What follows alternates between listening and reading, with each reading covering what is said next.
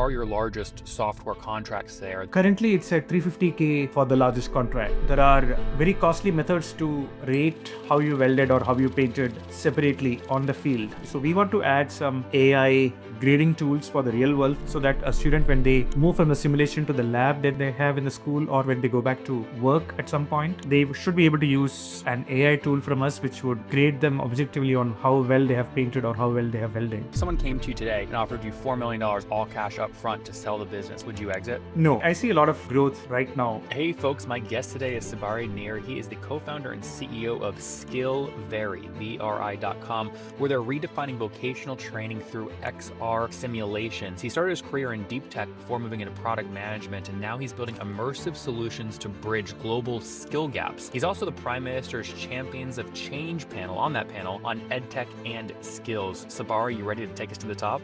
Yes. All right. So take us in the product first. I'm going to share a screen here and go to your website, but tell us what we're looking at here. What does the company sell? What do you do? So we sell virtual reality and mixed reality simulations that run on either a Meta Quest or a Pico headset. Together, Hold that up close to the camera so the audience can see it. I didn't realize you had an example. Yeah. Very cool. So it's like a VR set. It is, but you could pair it up with real world tools like a spray painting gun or welding gun.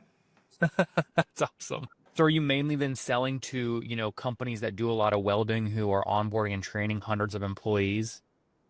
Yes, we have two major channels, I would say. We have the industry, which does their own in-house training for their staff.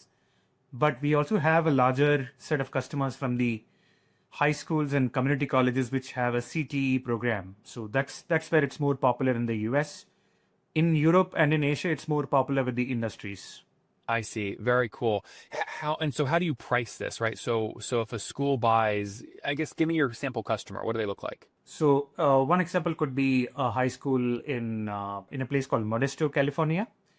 And so they have a SaaS version of our product, which means that they own the headsets like these, and they use the controllers that come standard with the VR headsets to use the product. But they are looking at doing an upgrade to have one of these spray guns and the welding guns added to their program. So typically, we are possibly the only one in this space who have a SaaS option as well. We compete with well-established large corporations which sell costly one-time purchase simulations, which cost upwards of like $35,000. We have something starting at around $4,000 as a software subscription. So $4,000 just gets me the software. How many headsets does that get me? That can, at the starting version of the product, that can power up to 5 headsets.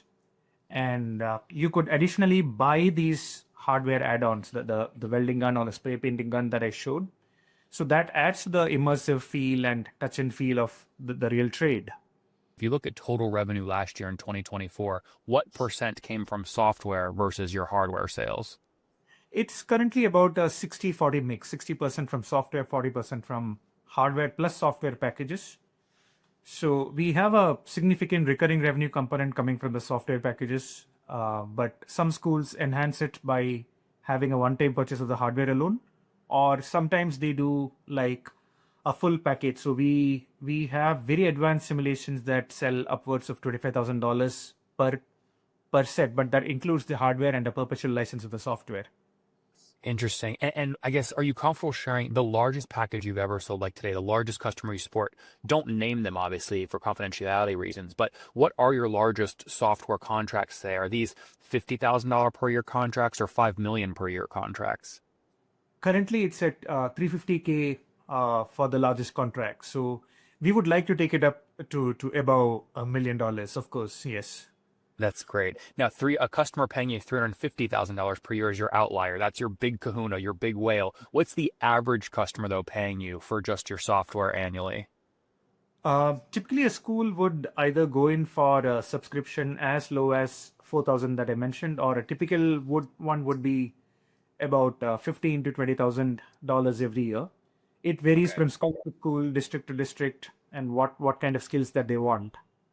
Okay. Okay. You keep using sort of schools as your example. Is it fair to say that is your primary customer? You're selling mainly to schools? Yes, in the US, the schools, high schools, and sometimes middle schools which have a CTE program, those are the ones which primarily use. Sometimes community colleges, and in the US, it's very rare in industry. We have only 4 or 5 industrial customers right now, but that's also changing. Yep. Yep. Okay. So 4 to 5 industry customers, meaning you're branching out from just selling to schools, but that's in the early days. How many customers today are you serving with your software? In the US, it's about 100 schools, which means about 500 installations. Typically, a school will have a minimum of 5 installations. Some of them may have 20 or 30. Is an So, installation equivalent to like a seat, a single person using the yeah, software at a yeah. time? Um, the the the license is linked to a device, but a device can be used by as many students as they want. So there is no limit on the number of users, but there's a limit on the number of devices. Okay, so when you say 100 schools and 500 installs, an average of 5 installs per school, and install is the software on one headset, that Right. headset can be moved from a body to a body. So more than 5 people can use it, but only 5 at a time, at a single time can use it. Yeah. Yeah, this is typically how it looks. So you would have a school which has multiple screens, and one student would be using it. 4 or 5 other students would be watching what that student is doing, and they would get a feel of what is this person doing and what kind of scores are that person doing. So they would take turns every 30 minutes to 40 minutes. So by the time they get their turn, they would have observed the other people, and there would be a sense of competition as well. So you have, if I got 70 out of 100 in my attempt, my peer would want to have at least 71. So it encourages more and more practice in a very gamified manner.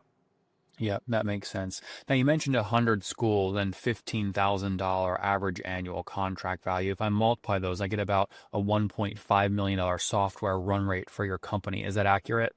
Yeah, that's where we are currently at. But we are looking at, so we are only at 100 schools in the US, 250 other customers globally, worldwide. But we are looking at, there are about 26,000 schools in the US which have a CTE program. There are 1,000 community colleges which have a CTE program. And so the scope to grow is much larger. So we have, earlier we used to do only direct selling. Now we have about 10 resellers covering about 35 of the 50 states in the US. And so we hope to grow to 2,000 schools at an average of $5,000 minimum per school. So we are looking at growing to $10 million ARR. It's a steep growth, but that's what we believe should be possible. I want to talk more about how you expand in the United States using those 10 resellers. I also want to talk more about how you funded the company, bootstrapped versus VC or not, and then also just more about how the hardware and software work together. Before we do that, though, I just want to make sure have your growth sort of accurate. So if you're at a 1.5 million run rate today in 2025, are you comfortable sharing what revenue was in 2024? It was about zero point 0.5. Okay, and when was your first year revenue? When did you launch this thing? Yeah, so this, what we are talking about now is our pivoted form of business. So we had an earlier life before the advent of virtual reality. We built a lot of hardware ourselves, and we started in 2012. And That's when you were doing hardware. yes, and we then, just before the pandemic, we had switched over to the we pivoted to the software mode, which allowed customers in the US to buy the headsets off Amazon or wherever and then just load our software onto it. And we had to pivot because we were facing problems during the pandemic here in India with our revenues going close to zero because we were not able to ship these products out. And our investors at that point of time were very India-centric, impact-centered investors. So they wanted out. So we gave them an exit. So the promoters bought back the company and then What year was switched. that? 2021? Yes, 2021. And how much did you have to pay them to buy them out? We paid them. Is it okay if I don't disclose that amount? Well, can you maybe share a range? There's other people listening that might want to copy your strategy in terms of buying out some of their investors so they can learn from you. Okay, so we paid about 50% of what we had. Okay, so if they Originally. put in $2, you bought them out for $1. Yeah, yeah. Okay, got it, got it. And I mean, are we talking like before that? Had you raised like I guess how much had you raised? Was it just an angel round or a Series A, B, C? it was back then called the Series A. It was $1.2 million, but back then, this is 2016. Back then, it was called the Series A. Now I Okay. see, now I see seed rounds at $5 million. So That was 2016, you said, the Series A?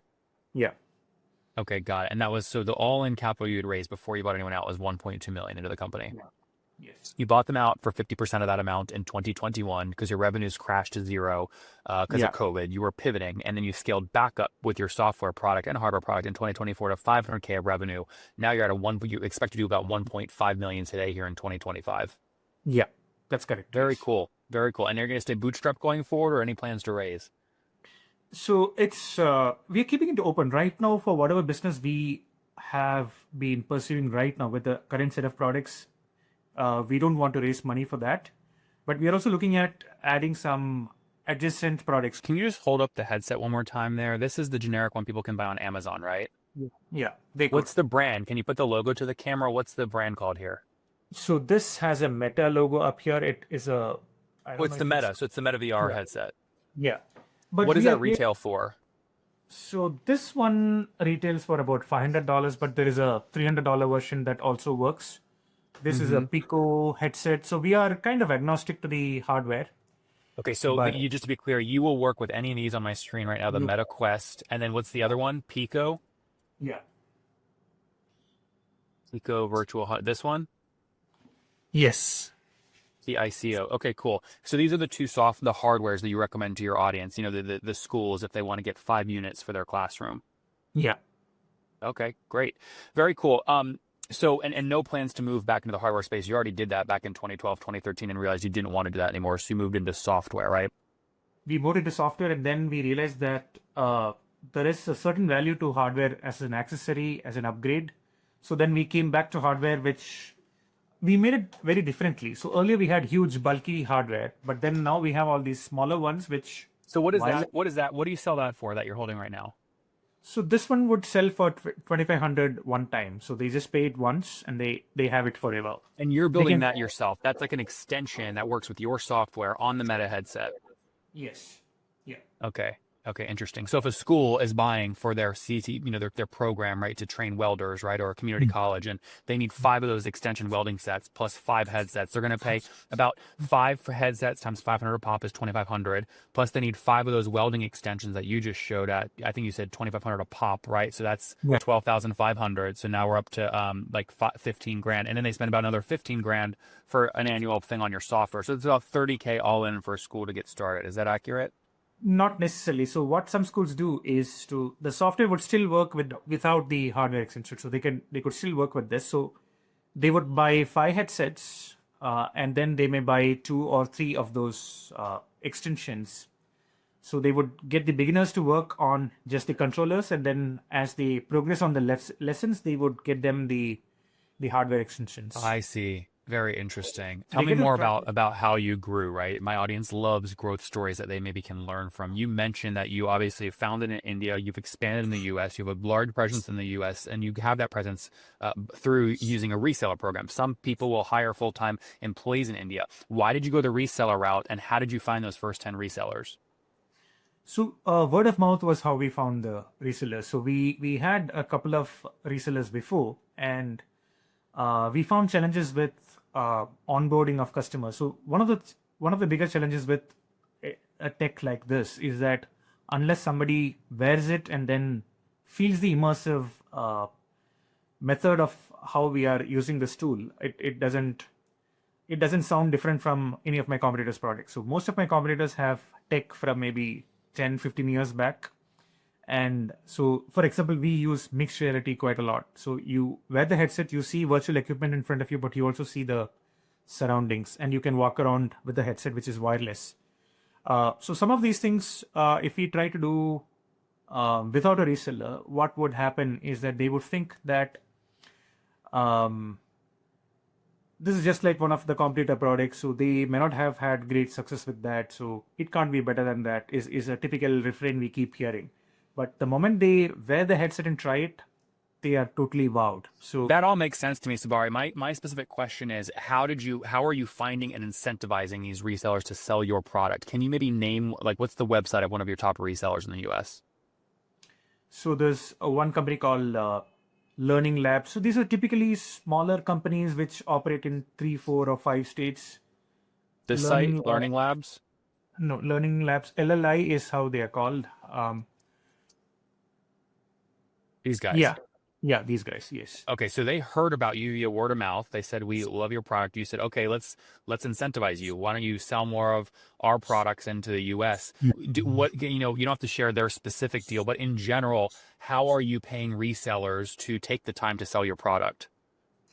So typically we would handhold them. We would run some workshops to train them on how to demonstrate our product, how to highlight the benefits that this has over the other people. Also about we have different scales of how much effort they put and how much commission they make. So if we are assisting them very actively, then the commission is less. But if they are doing it entirely on their own, which they have started doing now, then they get a much higher commission. What's the range? What's the low? What's the high? So it could range from something like 3-4% to as high as 20%. So Okay, got it. So if one of these folks, sells $100,000 package and requires very little help from you, you might pay them, 10, 11, 12, up to 20% potentially, $20,000 on the $100,000 sale. yeah. I see. Very cool. And how many, you said there's 10 resellers like Learning Labs that you're working with? Yes. Okay. At what point do you go, man, it makes sense for me to put a body or two in a small office in California and do this ourselves because we're paying our resellers so much in referral fees? No, actually, we find that we were earlier doing a lot more direct. Now we are switching that to have more and more resellers to do that. Mainly because US is a large country. It's even if we have an office in whenever I'm in the US, I operate out of Dallas and then I fly towards various parts of the country. But then we have prospective customers all over the country. We have 3 installations in Alaska, 3 schools in Alaska. So it's very difficult for us to, even if we are based in one central point, to fly to all the parts of the country and then do the sale.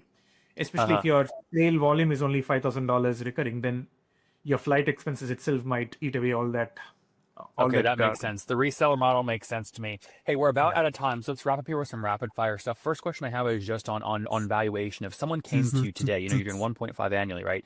We didn't talk about profit or margin or things like that, but we know that you own most of the company because you bought out your investors. But if someone came to you today and offered you $4 million all cash up front to sell the business, would you exit? No, I see a lot of growth right now. So like I said, I would like to take it to 2,000 schools in the next 2 years, 8,000 schools in the next 5 years. So I may be open to selling after 5-6 years, not right now. All right, sounds good. Let's wrap up with the famous 5. Number 1, favorite business book. Most books by Peter Drucker or Eliyahu Goldratt. That's a good one. Number 2, is there a CEO you're following or studying right now? So there's a Indian origin CEO who started this company called Zoho. I don't know if you have heard of them, but of course, Zoho the most successful bootstrap company in the world. Number 3, what's your favorite online tool for building your business? So internally we use Unity for creating all the virtual reality software. Recently I've been playing around with Perplexity and some of the AI tools and seeing how can I make things faster than what I was doing before. Yeah, very good. And what's your situation today? Married, single, kiddos? Married, no kids. Married, no kids. And how old are you? I'm 42. Last question. Something you wish you knew when you were 20 years old. So when I was 20, most of my 20s, I was working for somebody else and I was focusing on building stuff. And I started this company when I was 29.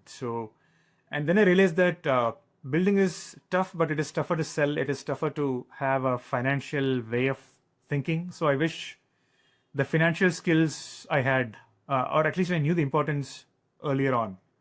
I did pick up those on the go, but I could have paid more attention in business school. You guys, there you have it. Skillveri sells products to school systems to help them train their students on things like spray painting in an industrial way, or, all kinds of sort of specialized skill sets. They sell to community colleges as well. They'll do 1.5 million of revenue this year, up from 500K in 2024. So good growth. Launched in 2012 as a hardware company, did a 1.2 million Series A in 2016 before buying out his investors at a discount in 2021 when his revenues went to zero because of COVID. Now he's on the rebound. He's selling fast in the US, already in 100 schools. His go-to-market motion is he's leveraging 10 resellers in the US that he pays anywhere from 3% to 20% commission on sales. His plan is to expand to 2,000 plus schools over the next couple of years as he looks to continue to grow the business. So, Sabari, thank you for taking us to the top.